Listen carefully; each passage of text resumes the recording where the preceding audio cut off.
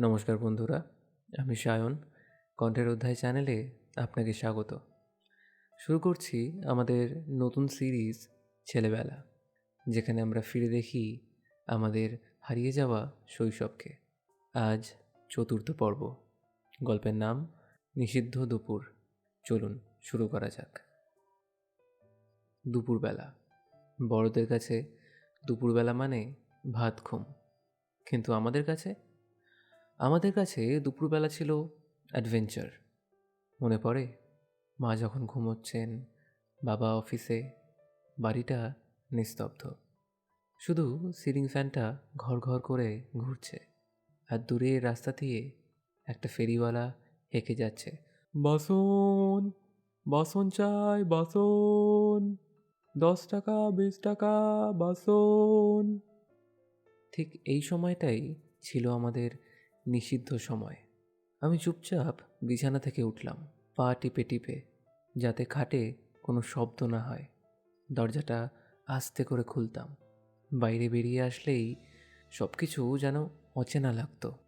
চিলেকোঠার ঘরটা, যেখানে পুরনো ট্রাঙ্ক, ভাঙা চেয়ার আর ধুলোমাখা বই থাকতো, ওইখানে গেলে মনে হতো যেন কোনো গুহায় ঢুকছি।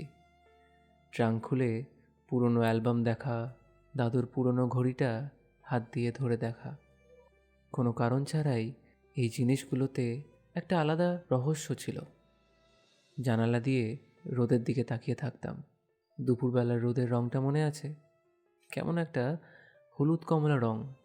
রাস্তায় কেউ নেই, শুধু একটা কুকুর ঘুমোচ্ছে, আর গাছের পাতাগুলো হাওয়ায় নড়ছে। তখন মনে হতো এই পৃথিবীটা শুধু আমার। কেউ নেই আমাকে বকা দেওয়ার জন্য, কেউ নেই পড়া ধরার জন্য। মাঝে মাঝে ছাদে উঠে যেতাম।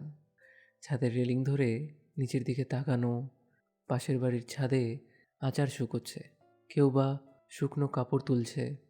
এই ছোট ছোট দৃশ্যগুলো তখন খুব সাধারণ লাগতো, কিন্তু আজকে যখন অফিস কিউবিকেলে বসে থাকি, তখন এই নিষিদ্ধ দুপুরের কথা খুব মনে পড়ে।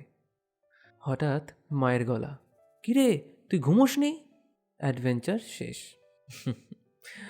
আবার দৌড়ে এসে বিছানায় শুয়ে পড়া, চোখ বন্ধ করে ঘুমানোর ভান করা।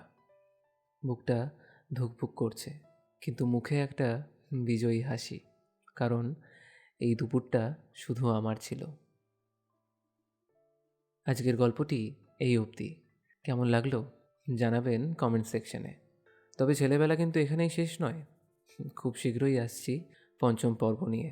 ততক্ষণ ভালো থাকবেন, সুখে থাকবেন, আর নিজের ভেতরের বাচ্চাটিকে বাঁচিয়ে রাখবেন। Be positive and spread positivity. Tata.